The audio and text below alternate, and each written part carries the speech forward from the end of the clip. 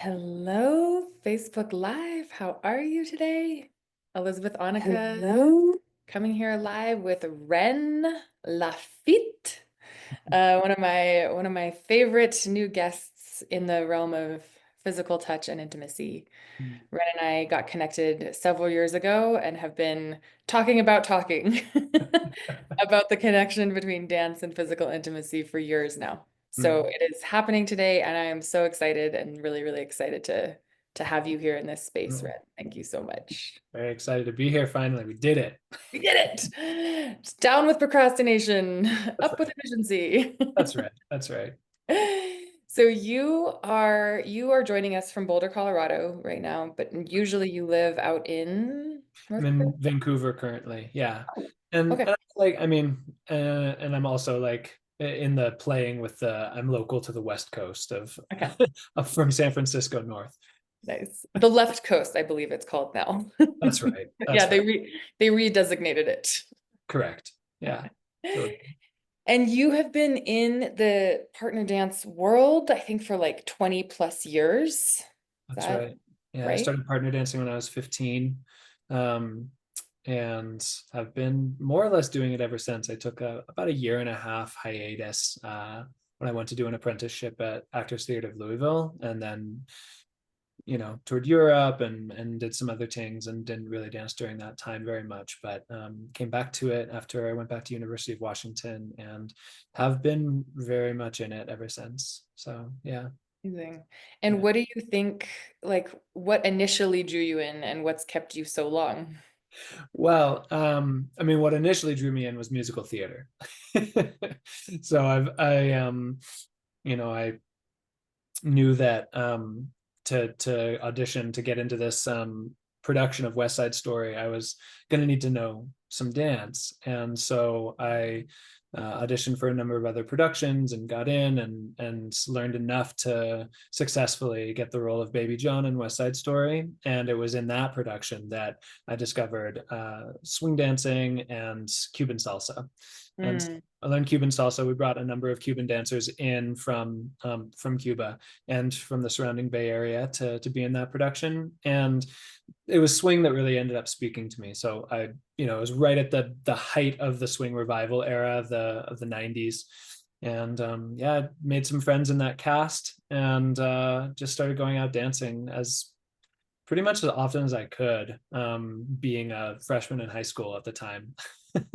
And yeah, that was really, I mean, like, that was what got me into it. What held me in was, I think, just the exuberance, the enthusiasm of the dance, the fact that I was also in puberty and, like full on adolescence at that point in time. Um, and got to be around women and dance Uh, and be in that physical contact. That certainly was a part of it that held me in. But I think for me also just the how energetic of a person I was, and the fact that I was also like quasi-diagnosed ADHD. mm, I don't actually, I'm still to this day not sure if I got that diagnosis, but I know that they wanted to put me on drugs because my mom refused to. And I feel like that was one thing that really helped to focus and harness my energy, was to be in a space that required so much focus and attention and was so outrageously enjoyable and fun, mm. and just like bringing all of these elements of touch and movement and exercise and music, which I come from a musical family as well. And so that was really powerful for me to find my own connection to music, whereas my grandfather had been a choir master and a Gilbert and Sullivan nerd, and directing light opera for a lot of his life. And so that was really kind of when the like dance music, like, wow, okay, this is great. And that really propelled me into um, modern dance and hip hop. And I had a company curator as the dance teacher at my high school, and so really got to get into composition. And yeah, it's just like it was the thing that really kind of like propelled me into my creativity, I feel. And Wow. yeah. What a lucky confluence of, background, relatives, history, especially I'm at that time when I think so like I just think of young men now in their teens who are yeah. would probably kill to be able to have that avenue and access to contact with women that's consensual and there's a context for it and they're instead sitting on their in their rooms playing video games and wondering how or if or when or ever they'll feel a woman's touch. Right. Or even like why is it important in, like I think that there's so many layers around that masculinity that is kind of like conditioned in, and like that I just feel so stupidly blessed that I got to just kind of like, oh, here's the side door, I'm gonna, oh, Uh-huh. okay, now I'm over here. And Uh-huh. Yeah. fortunately, I really thank a lot of the bullies who I had in my junior high years for kind of like dissuading me from wanting to assimilate into Mm-hmm. sports and into, the Mm. typical masculine. It's like here I am in theater and I'm getting called weirdo and like all these different like queer and all these different names. And I just kind of was like fine, like I'm not gonna hang out with you then. I'm gonna keep doing what like what it feels really exciting for me. And wow, I found my way into this world. And yeah, I absolutely agree. I think that partner dance should be mandatory curriculum. Yeah, it's definitely it's nearly mandatory curriculum in my courses. It's Mhm. highly, highly, highly, highly recommended. And I just want to name the connection in case it's not immediately obvious for those watching that I teach men physical intimacy with women. I teach them how to touch women the way women really, really want to be touched. Mhm. And the frame, the stance, the posture, the impression that a male dance lead has Mhm. in a really like high quality space with a woman is the foundation, is like the basis of what the kind of touch that I'm really wanting men to be able to access. So it's a public, it's usually low cost, it's clothes on, it's not high stakes. It's really, really of such an important, it's like basically your passport into excellent physical intimacy. If you don't have that, if you don't have even not applied for your passport of learning partner dance, strongly, strongly, strongly recommend it because it'll cost you 15 bucks a week to join a group lesson.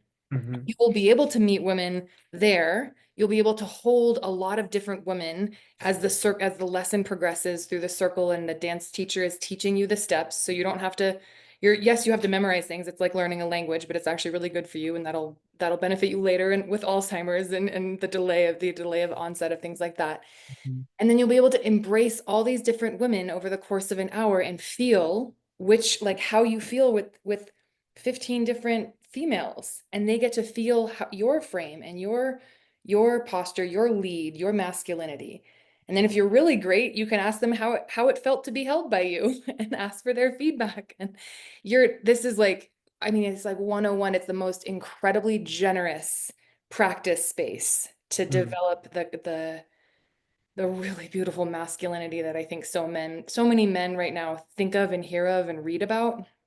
But it's ephemeral, it's vague, it's intangible until Mhm. you feel it. And the easiest, fastest way to feel it is in somebody's arms that has Mhm. that frame. Yeah, absolutely. Yeah. Couldn't have said it too much better myself. Yeah. And I started dancing. I was actually on a dance team in university. I Mm. learned ballroom dances in South Africa and have been Mm. dancing on and off since in partner spaces. And I wish I had I mean, like one of my main regrets about being in Boulder for the last 10 years is that I haven't utilized the Avalon Mhm. dance lessons there as much as I would have liked. Mm. But what is interesting is my partner now is we started dancing together at the Avalon and he's very much a beginner and I'm intermediate in most of the dances that I try. So his knowledge of the steps is not there. Like it's not what mine is. And yet I enjoy dancing with him so much because Mhm. his frame and the way that he holds me is incredible. It's just like completely safe. Like it's just like this is just fun and exciting and I get to be close to this person. And so I think that there's an obsession, I think, in the dance in partner dance spaces a lot of the time with getting the steps right. And I just want to name that there you don't it's definitely good to, but there's a lot of other ways to make a woman feel really, really amazing in your arms. Yeah, that's right. Yeah, and I think that there's beauty in wanting to master a form and a style. You Mm, Zouk is a style, salsa is a style, salsa rueda is a style, a mm, form. Even Kaylee dancing, Irish set dancing, there's a form to it. There's a very specific set of movements that you're doing with, sometimes 7, 9 other people. And swing is a style, right? And beneath all of the style, beneath all of this beautiful aesthetic that comes to us through these cultural lineages, there is a couple of things that I've really discovered that go towards creating that frame and that capacity for holding, and generating a shared presence that is really where I choose to focus, rather than expending all of this mental energy on really getting the steps right so you can do this one dance. Why not focus on these other things that you could really tune into and master, that not only are going to enhance those other styles if you choose to pursue them, but are going to make you a more adaptable, attuned, present listener in mm, just about any situation, whether it's on the dance floor or off of it. mm. Yes, say more about that. Like what are those that make you a good listener on and off the dance floor? Mm-hmm. So the first thing that really that I start with in my work of co-crea is attunement to the self, right? Really paying attention to, like, coming into a space, knowing where am I, like in permaculture talk, zone zero, right? Mm, mm. And to the immediate center of my experience, which is me, right? Where else? Mhm. Don't be self-centered. You're not the center of the universe. You kind of are, Wait, right? I'm not? Sorry, this is what I'm saying though, right? Like, in a moment, if we can go into, like, this is something that I started playing with when I, really discovered the ecstatic dance spaces, and there's Mm, so much just energy getting like thrown all over the place, and people are in there looking for the catharsis and to really get outside of themselves. It's like, yeah, but what about like identifying the self first? mm, If I don't have a self, if I don't know where I am oriented to, how can mhm, I, like, really authentically get outside of myself, right? Which is what the term ecstatic is from ecstasis, the Greek, to be outside of oneself. Oh, I didn't know that. That's So really interesting. it is interesting, right? And it's interesting that, this form that's founded on Gabrielle Roth's work of these 5 different rhythms, we're exploring a connection to ourselves through music, and yeah, chaos is one aspect of it, but there's also stillness, and there's also lyrical movement, right? And I feel like when I started going into these spaces, knowing that it's like ecstatic dance, okay, there's a goal here, right? To Mm, produce that catharsis. mm, What if I, like, actually my desire is to, like, be more in tune with myself and others, then it kind of changes the tone for me. So I have to know where I am going into the space. So I mm, start first with breath and, like, interoception. Like, how do I seem right now? How am I feeling? What's going on for me? Like, am I feeling hungry, right? Am I feeling like, oh, a little bit of that edge of desperation for connection, right? Or am I like, oh no, I feel really good within myself and really open to experience what might be here for me, right? So that's where and breathing, like real, like, grounded breathwork practices, not the holotropic mhm, stuff that is also geared towards bringing us into that space of ecstasis, and mhm, not wrong. There's a real potency to it, and a power in being able to get into that altered state through breath, but to really actually get into a grounded, centered space with it.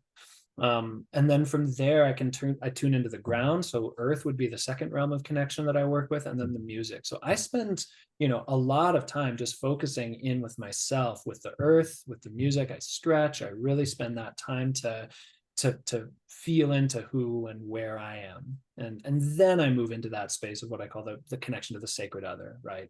And I really emphasize that sacred other because it is like, this is another human being with all of the crazy mhm, map and territory of humanity that I've undergone, or more and more. And, like, so being able to really recognize that, Mm. the sacredness of like, wow, you've been through some stuff, right? Right. They might be hungry, they might be sleepy. They think that they're the center of they're their center of their own universe. Like you're a center of a galaxy connecting another perceived center of a galaxy. It's a really cool frame because yeah, I notice I can just recount back on my experience in dance spaces where all of my energy is like out there. Like, okay, like how do they think I'm doing? Like, am I good enough to dance with him? Oh, wow, he's super handsome. I don't know if I should ask him. Oh, Sure. why is Yeah. nobody asking me? And it's just this like entire, totally chaotic Right. mental space. And I notice I don't even breathe in my stomach a lot of the time. And so like my practice lately has been only go to dance when I only stay as long as I'm having fun. Like don't stay longer. Don't be like, oh, well, you paid your $30 for you guys both to be here. You should, stay till midnight.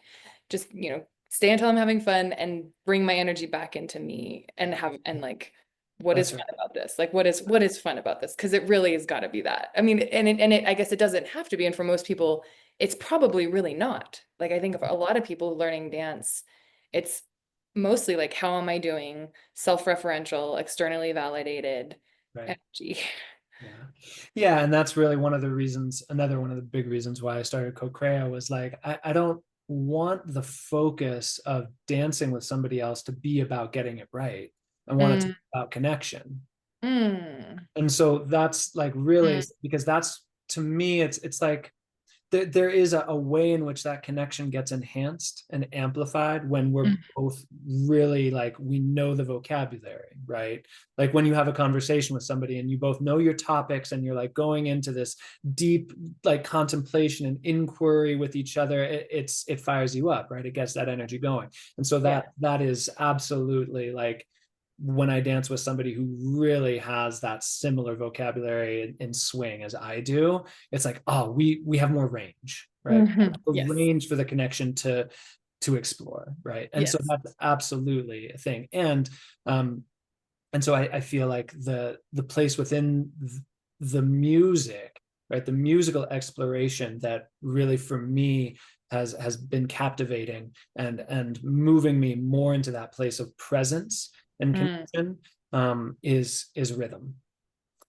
mm, And so mm, when we can actually understand rhythm and listen to these sub layers of the music in a different way, rather than hearing the song just like music, right? mm, In this broadest sense, I want to be understanding music on these really nuanced layers, getting into polyrhythms and mhm. harmony and the cadence and the counterpoint within that, right? Mhm. Without going into too much music theory, just focusing on the rhythm, Mm, then I can be so adaptable. Then I can be so malleable. I just danced with there's acquaintance of mine, Ashe Jordan, who is world class Zouk teacher now. But when we met back in 2018, she didn't have any of this, and now she's so adept at Zouk, and I am not, right? mm. And we got together to dance, and I was like, I just want to see what happens when we dance our dance, and it was amazing. I was just like, wow, just kind of as a kind of almost a test of my hypothesis that I'm working with Yeah. rhythm Yeah. making. Totally. And so I think that that's one of the places that I really guide people, is like, understand just that the downbeat, where the downbeat is and what the other possibilities are around that downbeat. And then we play with gravity, we play with our connection to the earth, then we play with rhythm in the feet, in the different parts of the body. And it gets to be like this endless inquiry and contemplation and exploration and play through the body, instead of, okay, am I doing it right? Right. Are they having a good time? Yeah. Are they? Okay. Wait, one second, Ren. I want to let's just pause for a moment. I'm gonna bring up Facebook again, and it's gonna do a double feedback. So we want to Yeah. be quiet for one moment while I get this because I do Mhm. want to um make sure we have. Yes, here we go. Okay. It's been shared 100 times so far by my partner, which Nice. is amazing. Thank you, Jeff. We love you. Okay, I question on the music is amazing. The music the level of awareness that you have about the music is beyond is just a completely different segment of my Question awareness. I'm on gonna oops, the sorry, I'm going to share it. okay, cool. Okay, cool. Um Okay, so then there's something. Okay, so I want to bring this to the level of a lot of the men in my community who will be watching this, who have never done dance before, or if they've done it, they're at like they're beginner, maybe they're an intermediate. Mm-hmm. Their goal in coming to me for my work is because they really want to feel connected, like as human beings, right? That's what we're kind of going for in some way, shape, or form, and whether or not it's presents mostly a spiritual connection or intellectual connection or Mm-hmm. in my work physical connection, they Mm-hmm. want to feel that connection with a woman, but they are like you are in expert territory and talking about using gravity and movement and like step forms you're not even conversant with, and yet having this like super amazing cosmic Mm-hmm. playground. What like where how can we talk to the guys who would just be starting out in a partner dance, and Mm-hmm. what is it that they could bring that would make a new dance with a woman where they don't even know the steps that well, maybe less than she does? How could they like really make that something that she goes home remembering? Mm-hmm. So, so you already mentioned holding, Hmm. Like contain the literal holding, the like right, frame, right? yeah, So arms around each other. yeah. So one Yeah. thing that I always think about is, right, in Chinese medicine, we have these energy pathways, we have these meridians, right? And like the energy moves from the heart around through the arms. So I think about holding in, right, with this energy, and you can kind of imagine that there's a beach ball in Mhm. between your arms, and that like when you come into connection through the frame with your partner, right, you have this circuit.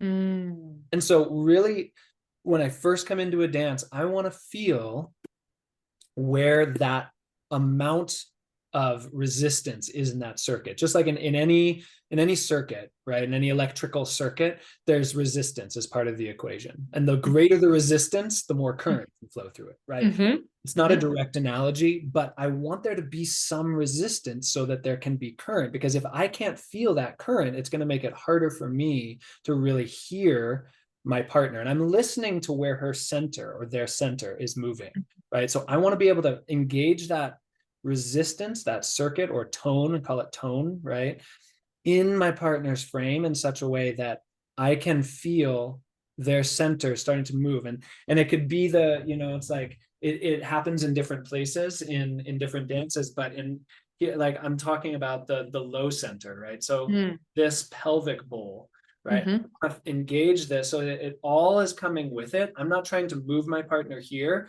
We're moving together, right? Mm-hmm. And then from that point, or from that place, I'm moving with the downbeat. I'm moving with that steady beat of the music.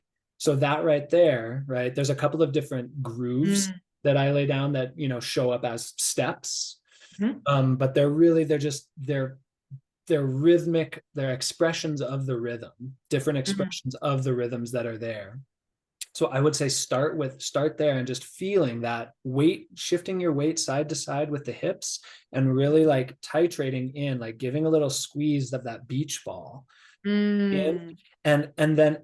and then being in that feeling place. Try to really use the breath to melt all of that mental energy down into the body so that you can really feel your partner's body moving through this circuit. That's where I cultivate my presence from, right? So I'm starting with myself as I'm moving the dance. I'm like, okay, where am I? And really dropping my energy down and back and into my body, feeling my back body, like filling my body up with breath and with presence, and then feeling the rhythm, feeling my partner's body. Simple, like so simple, right? And this is the thing that is at the foundation of my work, is like if you can feel this level of stillness in the body, if you can really get as much as possible, get out of the mind of like, okay, I have to be interesting, or do they think I'm interesting, or I want them to have a good time. Like focus on just feeling like alive and present in your body, and that's going to translate more than any like agenda, more than any like I want them to feel this specific thing. Like no, just allow, accept, and embrace. And that's from the Gene Keys, right? Allow, accept, and embrace this experience to start to of emergence to start to happen, right? Mm-hmm. And breathe with your partner, find the downbeat, find the rhythm, move the hips side to side, engage that tone of the beach ball, and go from there, right? Then other stuff can start to come online, right? Okay. This is beautiful and I love the simplicity and I want to actually dig even deeper on like how it would be for a guy who doesn't have your level of embodied awareness. Mm-hmm.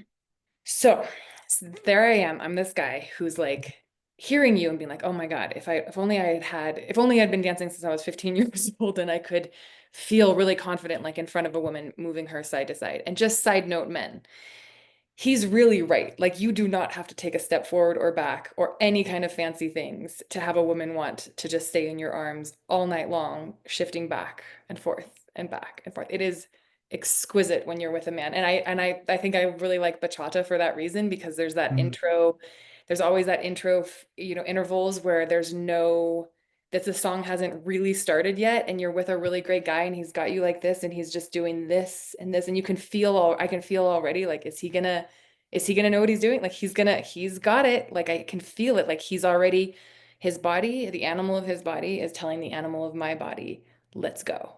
And I can feel that. But so I'm thinking of one specific gentleman who's in my one-on-one coaching and I'm playing into his mind and thinking, being in his shoes, how would he, if he hasn't done it already, if he hasn't found what you've just so eloquently described already, how would he trust that it's there waiting for him if he does lead in this way that you just like described? Sure. Yeah. So I think that just to presence that like the context is important, right? So Mm, the larger context of the space is important if there is kind of a cultural expectation that like we're gonna dance these steps, right, in order to be doing the thing, right? Just to have the awareness, right? That yeah. it's like, okay. And if that's the case, finding the courage to just presence that with my partner of like, hey, I'm starting out here and I'm working on cultivating presence. I just want to let you know that like I'm not I'm not necessarily going to or even trying to like get the steps right. Like Oh, I hope that's yeah. okay with you, right? So courage, right? Mm, Like really finding that courage, like any pride that's there on not knowing the steps, you got to fucking ditch it. Excuse my language. You got to ditch it, right? That's number one. Like I can't actually find the courage to fail until I've removed the pride of fail, like of knowing the stuff you're supposed to know, like blah blah blah blah blah. like Yeah. like you don't. It's like we don't, we don't know until we know, right? Yeah. That's why we have to keep Yeah. making choices and messing up. Yeah. Very well said. Sorry. Um, Totally. and then the second thing is the context that exists between the two people, right? So like, is this a person who am I dancing with a person who when I give a little bit of that feedback, a little bit of that squeeze, looking for that reciprocity, that feedback, is it Mhm. there, right? And so that's why I always bring a little bit of that tone into the frame, just to Mm. see, right, are they going to give that back to me, because that Like, tells me a lot and about they would give that back to you by like what, like kind of like matching. matching it, like not shrinking away from Yeah, that like little. leaning in, right? If I lean Mm, in energetically and a little mm, physically, lean in and squeeze that beach ball, and mm, they lean in and squeeze that beach ball, right? And I mm, keep a little bit of that tone and lean away, and they lean away, like I see that they're matching me, right? mm, And mhm. that can be a way that I get into the dance to begin with, is matching by doing a little mirroring, right? So I'll always, whenever I'm on a dance floor, that's usually how I end up asking for a dance, is I'll make eye contact. I'll see that they're making eye contact. Maybe there's a little smile. And I go, oh, there's interest there. Do I have interest? I'm curious, right? Where's the okay? So moving with that curiosity and interest and seeing like, are they leaning in? Are they matching me? Are they matching my tone? That's going to tell me a lot about the presence that, and informedness that they are holding in their body, right? Totally. And so Totally. if I can just find that simple sway side to side, dun, dun, dun, dun, dun, dun, dun, right, with the music, whatever it is, and we're both lining up and I'm feeling that, wow, great. That now we can go a lot of different places, right? Regardless of whether I have the right steps for, culturally speaking, for what this dance is in this context that I'm in, right? So that's what I would say. Cool. I love that. I love all the things about that. And I want to just really nail and name how to the guys watching who would think, I can't do that until you just heard it from somebody. It's very easy to distrust folks that are further, that are like, have something we don't do yet, or have something we don't have yet in terms of a Mhm. behavioral or a trait or an ability. What Wren just said, like, I can tell you as a woman, if I stepped into onto the dance floor with a guy, and it was, the context was, the cultural agreements were that like we were going to be knowing or doing these like specific steps, and you didn't know them. If I stepped into the dance and you had the courage to say, "Hey, I don't know the steps yet. I'm really working with like presence and like my center and my core. Are you game for that?" I'd be like, "Yes. Yes, thank you so much for saying that out loud." And like, I think one is like, it shows that you have the courage and the self-assurance and the confidence to actually own where you're, and like that vulnerability is like, it's so powerful, and it's hard to source that for sometimes, for sure. But I think that if we can really dig deep, and in the moment we start to practice that, it comes easier and easier. Absolutely. And I would also, just another nail is like, that's a form of leadership. Men, Hmm. gentlemen, this is masculinity, is going, "Hey, I'm not doing that thing over there. I'm doing this thing over here. You want to come with me on this?" Yeah. And And I it think, it arises, it sounds like, it's like, I think at first brush it might sound like, oh, like I don't know what I'm doing, but it's like you're showing that you mhm, have so much more than many of the men that are on the dance floor, if you can dig deep, as Ren says, and harvest what you don't yet know you are sowing in yeah. terms of courage. And then once you do say it once, it becomes easier and easier every single time. Pretty soon you might be, as you might have Ren's abilities, and you still might find yourself wanting to say, "Hey, we're not doing the steps tonight. We're just doing Yeah, that's the right. One flashing of, back." one of the formulas that I use to in leadership, in teaching leadership, is strength plus clarity equals confidence.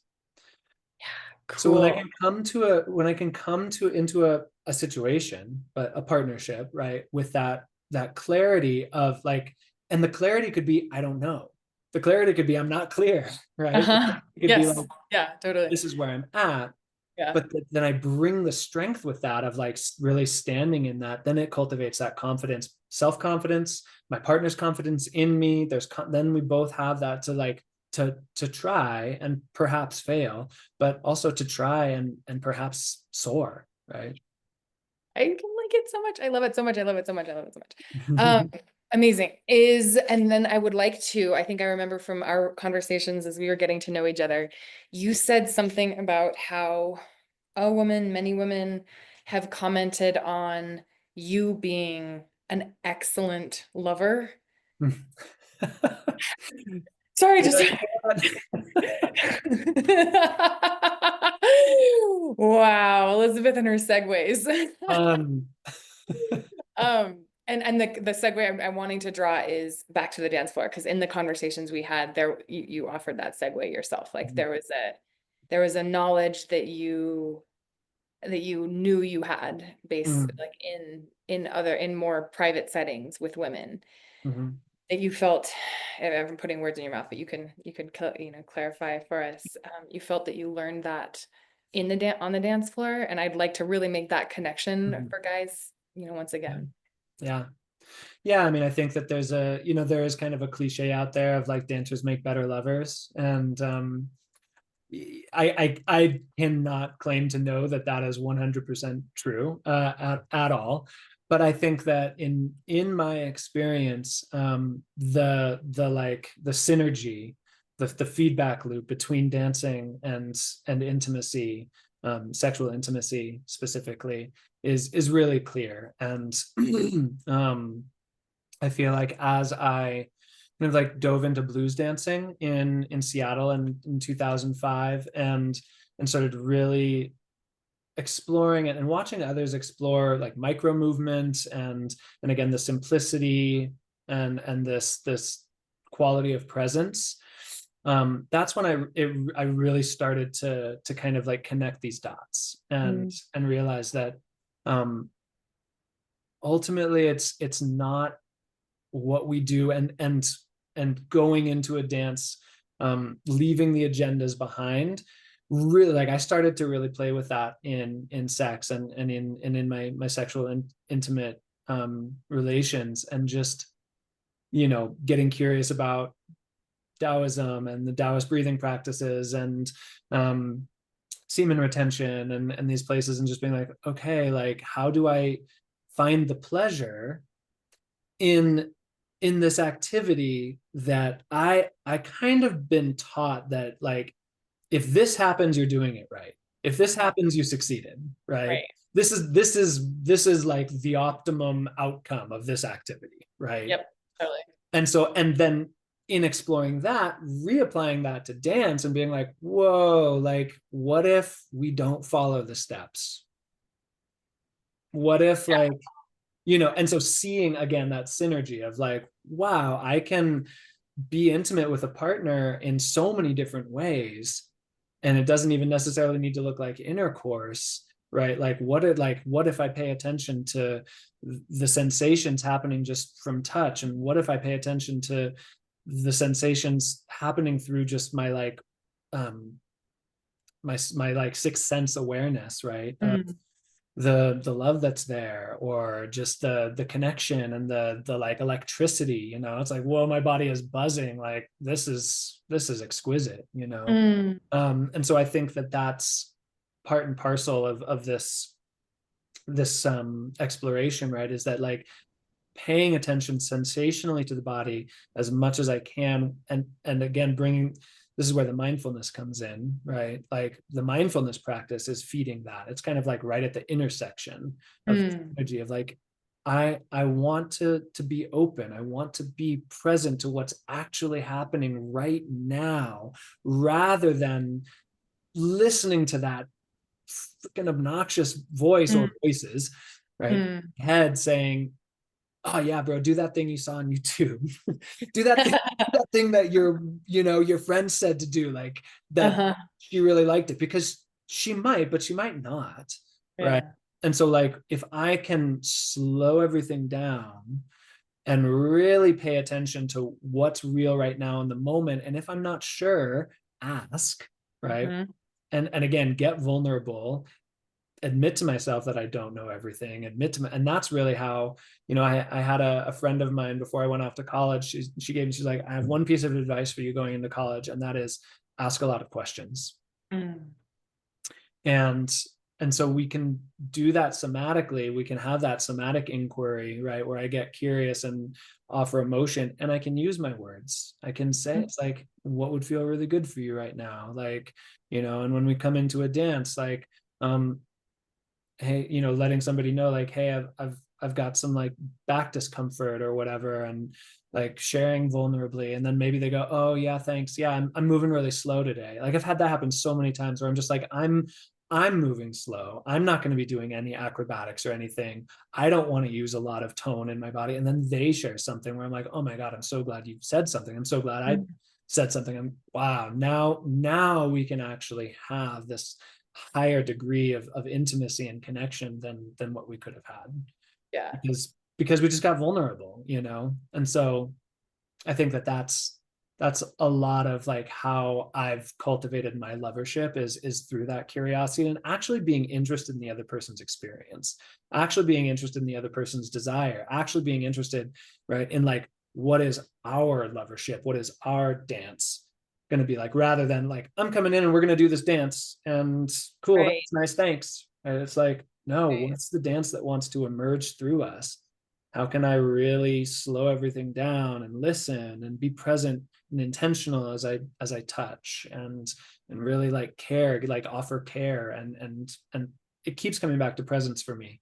But yeah. I love all that. It sounds like yeah, I've heard dancing is a vertical expression of a horizontal desire, which isn't always the case, but I think you can definitely cultivate or experience levels of that kind of zing with people. What Yeah, I I get just I just real quick want to interject is I don't love that. I don't love that. And I heard that a lot when I was starting off in my dance like journey as well. But I think that that sexualizes something that is not necessarily sexual. Sensual, yes. Um, sensuous is something that I would even like put forward as something, it's of the senses. Let's be guided by the senses rather than led by them, to quote Lao Tzu, right? And to really like move it into that space of curiosity of what's here rather than, yeah, de facto, like de rigueur, right? Mhm. Dancing is inherently coming from this sexual desire place, right? Yeah, I and think that, I think that's what I was starting to say is yeah, that like I don't think it's always there, but yeah, it can be. yeah, yeah, Um, it absolutely can be. But I think what I've noticed that for men who are again like are not in your sort of like camp of this exquisite and like expert level mind, I would say expert level mindfulness, but advanced awareness of mindfulness and things like that. Just the very basic understanding that if that you as a body can move a woman's body Mhm. in a way that in like an agreed upon way and like in a way that her body is like, yes, I'm a yes to that. Mhm. That for a lot of guys right now is mind blowing because they're so concerned with the impression of being, like transgressing consent or making a woman uncomfortable or something like that, which yeah, it's paralyzing to most men. So even the idea of like you know moving a woman's hair off of her shoulder so that you could give her neck a kiss is like their nervous system just really doesn't actually trust that that's an okay thing to do in an intimate and romantic setting, and there's so much confinement in Yeah. their native willingness or desire to or willingness to express their desires because of the tenderness the care and the carefulness. So what I like about dance is that it gives, it was I think it was I think it's like the same sort of thing as like in interviewing, like just like this, like I'm like, I could have come to this be like, well, I don't know, like if he's going to answer my questions, like I'm really unsure of like how to guide this conversation. And then Mhm. it turns out that I just go, this is where we're going conversationally, and this then your system is like, okay, cool, let's go that way. And so Yeah. similarly in dance, it's like you can say with your body, we're going this way, and her body can go, yeah, okay. Mhm. And then you have this felt sense of like, my place in the world can adjust your place in the world in a way that like we both love, Yeah. which becomes something much Yeah. deeper and better in bed. And I think just going back to this idea of the like dropping the pride, right? Getting the Mm, the way, and mm, this notion that in order to do that in a good way, I have to know what I'm doing. Um, mhm, I think one of the things that really influenced my both my lovership and my leadership in dance is and maybe my lifetime, my theater like lifetime got me really comfortable with this, but getting okay with rejection. yes. Really, and this might be something that you talk Yeah. about, right? But like in all of, I would say in all of like my great loverships, they all started out with really good consent. Yeah. With like every step of the way in those first few interactions that we had, like, I really want to do this. How do you feel about that?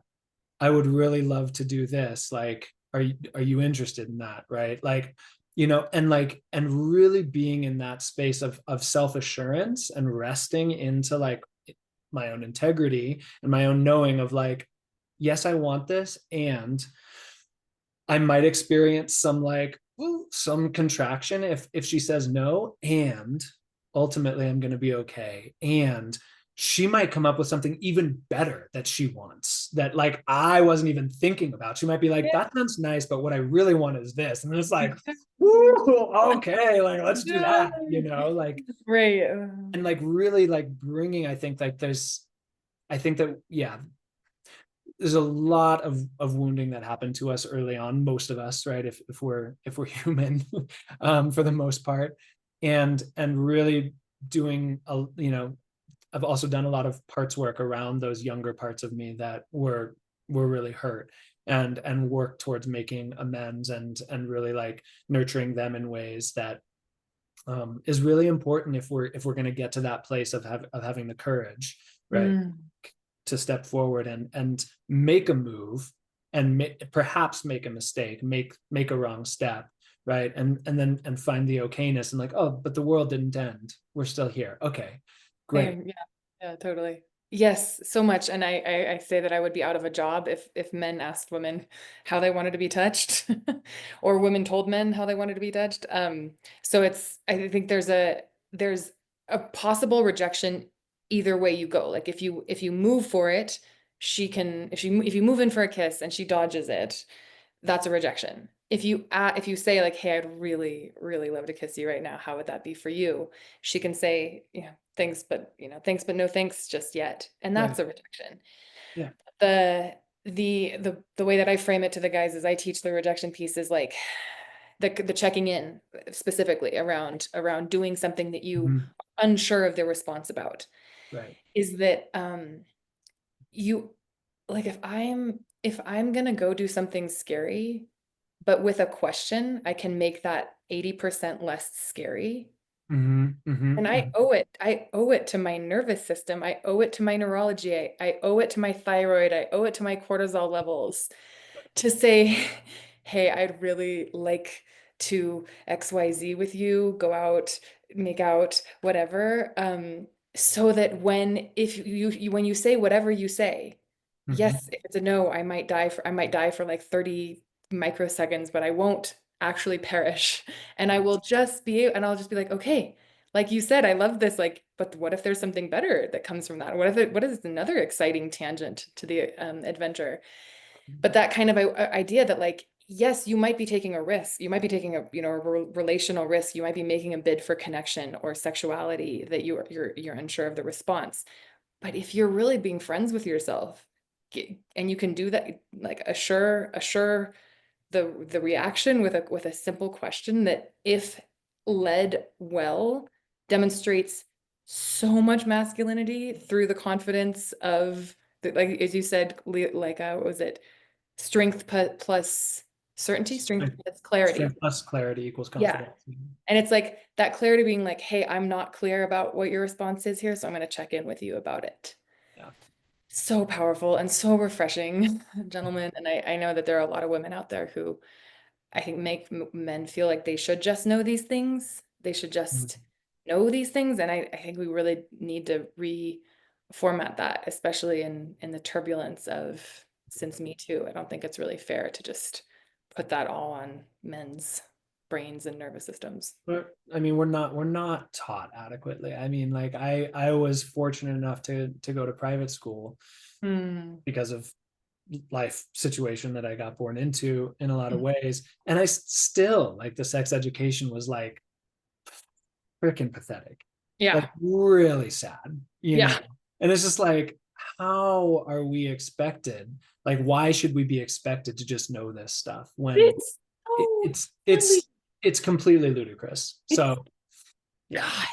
God. It's like really seriously, like we've sent things to Mars and we're not teaching this Right. very basic thing that spawned every single person who would be learning it Right. is the product of sexual intercourse. And Right. yet we're not gonna be teaching this. Like, what actually is this thing we're calling a society? Well, and that's, therein, I think, like, to just highlight the larger issue, right, is like what we commonly uh, have kind of like ascribed as leadership, described as leadership, is like just really reckless and wounded masculinity at the helm, Mm, you know, mm, of like, well, I don't really feel fulfilled. Like, and this is I'm maybe my own biases coming in here, want to own that, you know, but just like looking at the state of the world and the way in which the environment is right now and what we're kind of having to deal with, you know, it's just like these kind of like desperate bids for attention, mm, really, and like mm, and in the form of achievement and to get the mm, acknowledgement and the recognition. And it's like, mm, what if we really slowed everything down and was like and really brought this inquiry into the room, right, of any boardroom, you know, like there's, it's interesting, so in the gene keys, the spectrum that leadership lies on, leadership is the gift of its respective gene key 31. mm, The city, or the enlightened gift, the like, you know, most highly expanded state, is humility. mm, The mm, shadow is arrogance. mm, And I just thought that was like, when I first read that one, I was just so like, whoa, you know. And so to really lead well, there needs to be this spaciousness. I think it just needs to take so much more time, but there's so much urgency yeah. that is in the wider culture and scarcity. And like, if somebody else doesn't seize upon this opportunity, if I don't seize upon this opportunity, somebody else is, and we got to be first and number one. And if there's winners and losers, and like, it's just like, whoa, like, let's just take a breath, and like, let's just attune to each other. Like, there's no rush, there's no, if we don't do anything but hold this shape and breathe together, or sit in this room and ask questions and like feel the ramifications of them without getting anywhere, like, it is time well spent, Yeah. you know. And I think that that's one of the things that I'm really trying to impart within my work, is like, if we, like, it Mm, can be so simple and so powerful at the same time. mm. Like the antidote to modern day unhealthy masculinity. Certainly a solve to it, certainly Mm, a remedy, you know, like I wouldn't say, I'm not out here peddling a panacea, you know, but it sure helps me when I can just go and have some really sweet connection with people on the dance floor. And, you know, I might never see those people again. I often, in my profession, I often don't, yeah. you know, and it's okay Yeah. to be okay with that, you know. But to be able to have that abundance of connection when you want to create it, when you want to co-create it, Yeah. um, that's a real gift. Yeah. So, My big, hairy, audacious question to the world is, what if uh, asking someone to dance in any context mm, was unmentionably normal? Not necessarily dancing with somebody, but if okay. I felt the impulse to dance and there were people around and there was Mm, music playing, what if mm, it was such a common thing to dance together as a cultural, and it used to be, you know, back in the 40s, like everyone in America danced together. Swing dancing was like, that was popular culture. you're right. That Really was popular interesting. culture. Dancing together, big band music, right? That was it. And then Elvis came along, and there was so much repression at that point that everybody just needed to freaking explode all over the place, right? And so that's when individual dancing started to I think happen? that's when it started to be more common. I haven't like done an exhaustive research study around Yeah. this, right? But to be able to have the confidence that like, oh, it is commonly assumed that like dancing together is like a thing that we do. Yeah. That to be able to be like, oh, this music's really good. Do you want to dance? And the other, you had a reasonable expectation, Yeah. assume that the other person could like might say yes, right? Okay. You could still say no, right? But Okay. I could still, and then I could turn to the next person. Do you want to be to dance, right? So Yeah. that's my. It's like, what if that was like the cultural gestalt of that we lived in, where it's like dancing together was like just a thing that was just normal, right? Rather than like this, like, what you want to like? We are dancing together. I'm dancing over here, you're dancing over there. It's like, Like the high school stiff-armed. Well, why don't you tell people about this amazing thing you have coming up this weekend, which would teach them so much of what we have just covered in our hour I together. I would love to. Thank you. Yeah. So this Yeah. weekend, Friday night, is going to be kind of an intro session at Valley Soul Sanctuary from 6 to 9. And it's the whole weekend is then going to evolve out of that, and it's called the Co-Create Foundations Training. It's kind of the prerequisite program that I'm running for those who might be interested in ongoing going into the facilitator training, which I'm going to launch next year. You do not have to want to do that. You do not want to have to facilitate this work in order to come to this weekend and get something out of it. I'll be facilitating about 16 hours of content Friday night, Saturday from 11 to 6, and Sunday from 11 to 4. The website is dancecocrea.com, and you can go to the offerings and go down to foundations training. And really, I'm going to be focusing in on some of these key factors like connection, frame connection, tone, rhythm, momentum, and inertia. Like I'm really focused on the physics of the dance and Mm, the listening, the energetic and attunement and physical listening of the attunement and to the music, so that you really can start to have these amazing dances with anybody to any music. mm, That's my goal. Have amazing mm. dances with anybody to any music. And That so sounds like an incredible goal. the underlying, yeah, and so the underlying premise is like we're going to learn these foundations that really are at the foundations of all partner dance. And then from there, it's only if you go and do zouk, if you go and do kizomba, if you go and do bachata, right, you're going to have this foundation to like go from, and the physics will be slightly different, the rhythms will be these slightly different things, but you'll have this understanding of these Mm-hmm. aspects to it. So that's my That goal. amazing. That's happening in Boulder, Colorado Yep. at the Valley Soul Sanctuary. How much does it cost? So it's a sliding scale, low end 222, high end 333. You can give more if you want, or if you need financial support, there is a no one turned away for lack of funds option that you can select on the ticketing page. Okay, great. So we have it's dancecocrea.com, and then what was the backslash offering?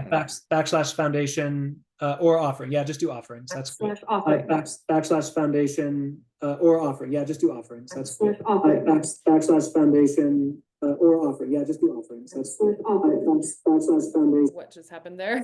Facebook's talking to us. Whee! Technology fun. Okay, that's on there. That's on there a couple times under our chat. Awesome. And that is going to be happening this weekend and this weekend. The dates of that are the 4th, 5th, and 6th of April, 2025. That's right. But if you are listening, if you catch the replay after this weekend, Wren has said that he's going to be in the Boulder area, the Boulder, Colorado area for a week and a half. So it sounds like until So the April 10th, 15th. April 15th. So a couple Yep, weeks after. that's right. And you can get with him for some one-on-one work as well, which would be incredibly powerful. I know that Yeah, from my experience in dance spaces, I've been recently very much coveting one-on-one tutelage from an instructor because it's just, that much more specified and customized. So that's right. Yeah. really, really exciting opportunity because you were, as you said at the beginning, you usually live over on the West Coast. So this is going to be a couple weeks in the Boulder, Denver area. A lot of the folks watching this and my clients are from that zone. So if you feel like reaching out to Wren, please go ahead and message him on Facebook.